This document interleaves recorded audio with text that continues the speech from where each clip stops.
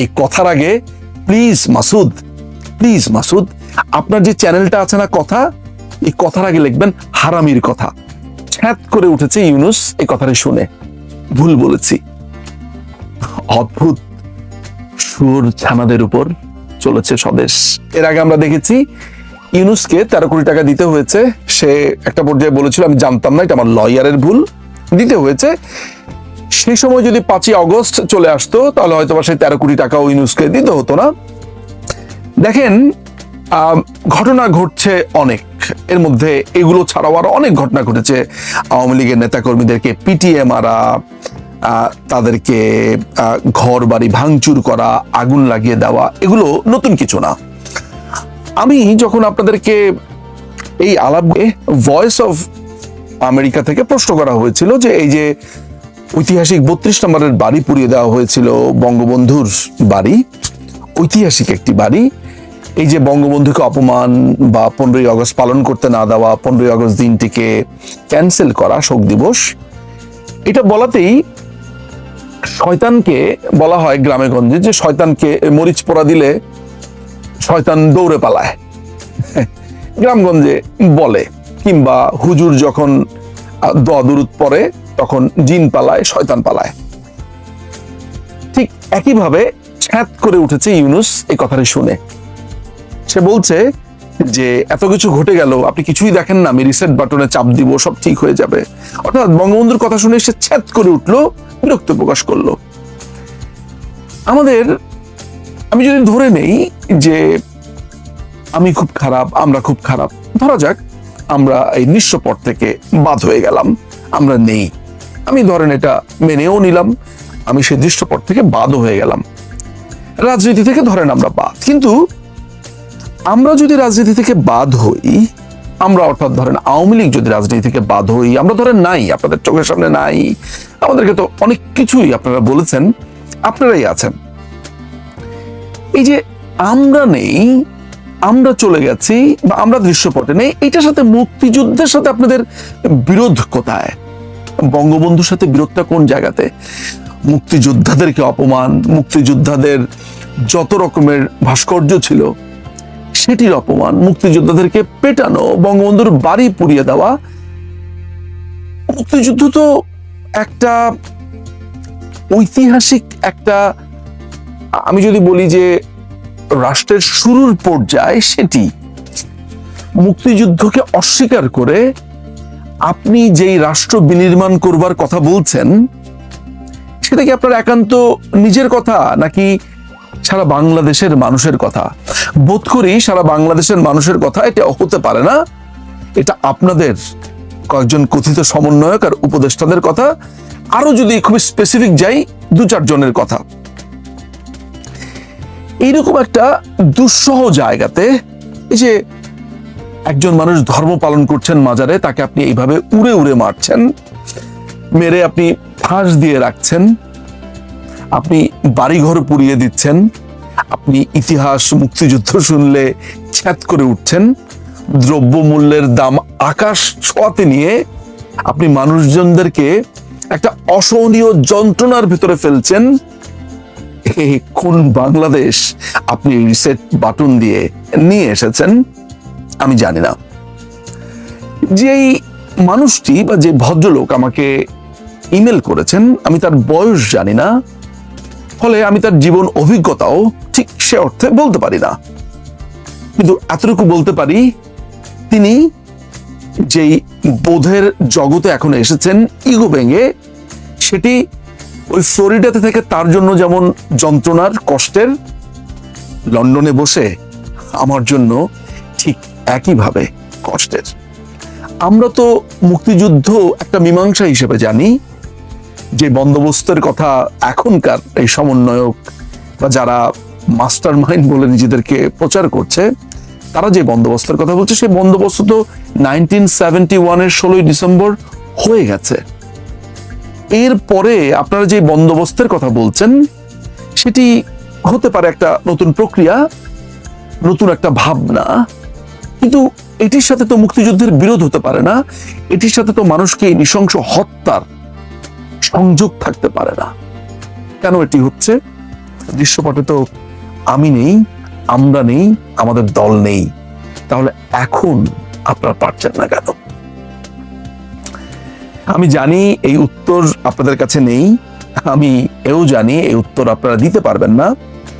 আপনারা কি প্রশ্ন করতে পারবেন যে ঠিক কত টাকা রোজগার করলে আপনার 666 কোটি টাকা করের প্রসঙ্গ আসে? যদি আওয়ামী লীগ গভর্নমেন্ট আপনার উপরে সেটি চাপিয়েও দেয়, আমি যদি ধরেও নেই 666 কোটি টাকা না, সেটি আরো কম, তাহলে সেটি কত কম? এই 666 কোটি টাকার পুরোটাই কি তাহলে ঠিক নয় বা ভুল বা আপনার উপরে চাপিয়ে দেওয়া কিছু? আমার ধারণা একজন সুস্থ মানুষ মাত্রই বুঝতে পারছেন যে না, কর ইউনুসকে দিতে হতো, শুধু ক্ষমতার অপব্যবহার করে তিনি দিলেন না।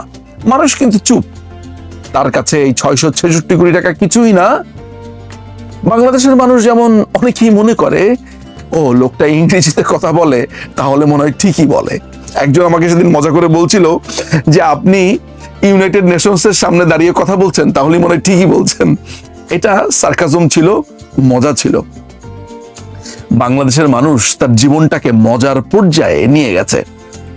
তারা এতটাই, মানে আমি অশিক্ষিত বললে পুরো জাতিকে কি অপমান করা হয়? কিন্তু অশিক্ষিত তো বলতে হয়। একটা দেশের একটা বিশাল অংশ মনে করে লোকটা যেহেতু নোবেল প্রাইজ পেয়েছেন, তিনি একা পাননি, গ্রামীণ ব্যাংক সহ পেয়েছেন, তাহলে মনে হয় লোকটা দেশ চালাতে পারবেন। মানে বাংলাদেশের মানুষের ভাবনার প্যাটার্নটা কি? কেউ একটা ভালো বক্তৃতা দিল, ভাই ওরে প্রধানমন্ত্রী হিসেবে দেখতে চাই। আমি প্রায়ই ইউটিউবে এটা দেখতে পাই বা কোনো ভিডিওতে দেখতে পাই, কি একটা ভালো স্পিচ দিল, ভালো বক্তৃতা দিল, কোনো আকপাশ বিবেচনা না করে শুধু বলে দেওয়া হচ্ছে এই লোকটা যদি মন্ত্রী হতে পারত, এই লোকটা যদি সংসদ সদস্য হতে পারত। আর কিচ্ছু বিবেচনা করছে না তার নেতৃত্ব গুণ, তিনি এই দেশটাকে সাজিয়ে রাখবার জন্য কতটা দক্ষ, তিনি কতটা রাষ্ট্র পরিচালনায় জ্ঞানী বা রাখতে পারেন, জনতার সাথে তার সংযোগ কতটুকু, এগুলো বাংলাদেশের মানুষের বিবেচনার বিষয়ই না। তিনি নোবেল প্রাইজ পেয়েছেন, ও তাহলে তো তিনি সেরা। তিনি ভালো স্পিচ দিয়েছেন, তাহলে তো তিনি প্রধানমন্ত্রী হতে পারবেন। তিনি বন্যাতে মানুষকে ত্রাণ দিয়েছেন, তাহলে তো এই লোকটা মন্ত্রী হওয়ার যোগ্য। টকশোতে ভালো পারফরমেন্স করছেন বা বলছেন, ভাই আপনাকে এমপি হিসেবে দেখতে চাই। এই দেশের মানুষের মুক্তি কবে মিলবে, কিভাবে মিলবে? ইনফ্যাক্ট প্রশ্ন তো করতে পারি যে কেন মিলবে, মেলা কি উচিত?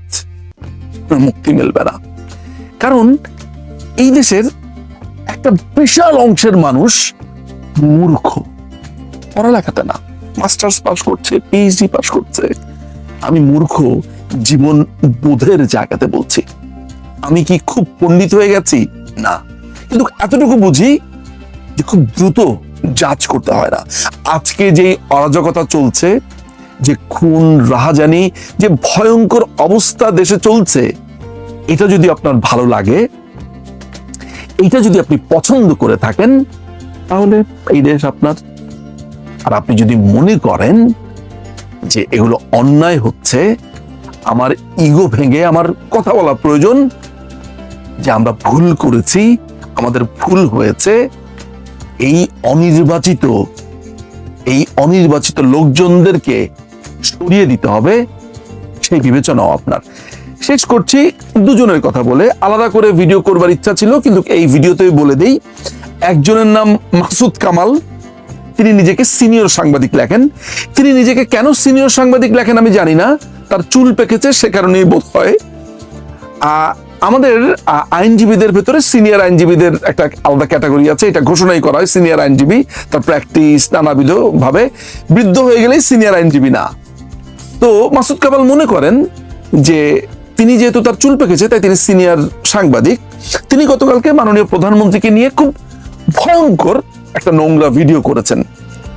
এত ভয়ঙ্কর, এত নোংরা যে এই লোকটিকে দেখে আমার মনে হচ্ছে একদলা থুতু তার মুখে ছুঁড়ে মারি, এত ঘৃণা হয়েছে লোকটাকে আমার দেখে। এই লোকটি বিভিন্ন চ্যানেলে বড় বড় বড় বড় বড় বড় পাকনা পাকনা কথা বলে, নিজেকে এতদিন নির্মোহ নিরপেক্ষ এগুলো বলে তার মুখোশটা মূলত গতকালকে টুপ করে খসে পড়েছে। আমি জানি না যে খারাপ মানুষের সংজ্ঞাটা কি বা বর্ণচোরা এদেরকে আসলে কাদেরকে বলা হয়, কিন্তু এই লোকটাকে দেখে মনে হয়েছে যে এতদিন তার যে আঙ্গুল, সে আঙ্গুলের ভেতরে তার কিছু বিভৎস নখ সে লুকিয়ে রেখেছিল। এতদিন সে ভান করেছিল যে সে একজন নিরপেক্ষ নির্মোহ। এই লোকটি আসলে একটি ভয়ঙ্কর রকমের পক্ষপাত দুষ্ট একটা আস্ত হারামি। হারামি বলছি এই কারণে, একজন নারীকে, একজন মানুষকে সর্বোপরি কিভাবে শ্রদ্ধা দিয়ে কথা বলতে হয় এই লোকটি কোনদিন তার পরিবার থেকে শেখেও নি। আমার ব্যক্তিগত ধারণা, লোকটির বাবা তার মাকে পেটাতো, এই মাসুদ কামালের বাবা নিশ্চয়ই তার মাকে পেটাতো সবার সামনে, এবং তার মাকে ঠিক এই ভাষাতে কথা বলতো। মাসুদ কামাল মনে করে যে আমার বাবা যেহেতু আমার মাকে এভাবে পেটাতো বা এইভাবে কথা বলতো, ফলে একজন নারীকে নিয়ে, একজন প্রধানমন্ত্রীকে নিয়ে আমি ঠিক এই ভাষাতে কথা বলতে পারি। এটা তার পরিবারের শিক্ষা, এটাই সে দেখে এসেছে। চুল পেকেছে ঠিকই, কিন্তু হারামির বাচ্চা কোনোদিন ভালো তো হয় না। ফলে সেটি নিয়ে আর বেশি কথা না বলাই ভালো। শুধু এতটুকু বুঝে গেলাম যে সময় যখন আসবে, সময় যখন হবে, তখন এই লোকগুলোর কাছে আমাদের জানবার প্রয়োজন পড়বে এই নিরপেক্ষতার মুখোশ কেন পড়েছিলেন এতদিন। এই লোকটির ধারণা হয়েছে যে কোনো মানুষের পাসপোর্ট যদি না থাকে তাহলে সেই লোকটির নাগরিকত্ব নেই, এইটা সে বলতে চাচ্ছে। মানে কোনো লোকের পাসপোর্ট একটা ট্রাভেল ডকুমেন্ট, নাগরিকত্ব বাই বর্ন সেটা যে একটা আলাদা জিনিস, এই লোকটির কোনো ধারণাই নেই। এর আগে একবার টকশোতে গিয়েছি, না জেনে না বুঝে আন্তাজে কোনো কিছু পড়ে আসে না টকশোর মধ্যে, আন্তাজে। একবার সে বলেছে যে ইভিএম এ যদি কেউ ভোট দিতে যায় তাহলে তাদেরকে রিসিপ্ট দিতে হবে এটার মধ্যে। এই ধরনের থিওরি সে দিয়েছে। এরাই, এইসব সুর বৎসরা এখন আমাদের মিডিয়ার সবচেয়ে বড় কর্তা হয়েছে। যায় 2000 টাকা পায় প্রতি টক শোতে, এটাই তাদের ইনকাম, আর কোনো ইনকাম নাই। আর লেখে রাখে সিনিয়র সাংবাদিক, আর কিছু কিন্তু করে না, এটাই লেখে রাখে। আর নতুন চ্যানেল খুলেছে কথা।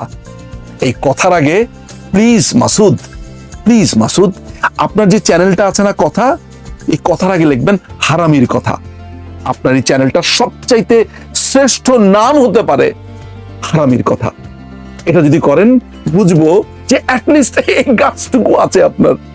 হারামির কথা হারামির মতোই হোক, হয় হারামির কথা হারামির মতোই হবে, তাই চ্যানেলের নামটা দিবেন হারামির কথা। আরেকজন আছে জাহিদুর রহমান, ডাক্তার জাহিদুর রহমান। প্র্যাকটিসের বালাই নাই, কিন্তু নামের আগে ডাক্তার। এইটা আরেক চিজ, নিউ এজের নুরুল কবিরের আরেকটা ভার্সন, কিন্তু ডিফারেন্ট ভার্সন। ঢাল নাই, তলোয়ার নাই, নিধিরাম সর্দার।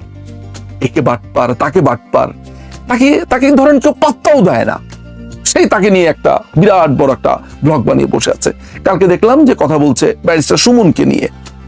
ব্যারিস্টার সুমন কেন সমর্থন করলো আওয়ামী লীগকে, মানে ব্যারিস্টার সুমন কোন দলকে সমর্থন করতে হবে এই কষার কাছে জিজ্ঞেস করতে হবে। কে কোন দলকে সমর্থন করবে এটা জাহিদকে জিজ্ঞেস করে যেতে হবে। অথচ এই লোকগুলো টিভিতে বসে বাক স্বাধীনতার গল্প করে, গুলতানি মারে আপনার সাথে এবং আপনাকে সবক দেয়। কিন্তু কে কোন দল করবে, কে কোন দল করতে পারবে, সেই সিদ্ধান্ত এই কষা আপনাকে দেয়। কষা তার নাম কেন দিলাম এটা তার চেহারার দিকে তাকালেই বুঝতে পারবেন। আমি আর বিস্তরে যাচ্ছি না। এই লোকগুলো এখন আমাদের মিডিয়া জেকে বসেছে, মিডিয়া তাদেরকে সারাদিনই ডাকে, তাদের কথা শোনে। এই হচ্ছে অবস্থা।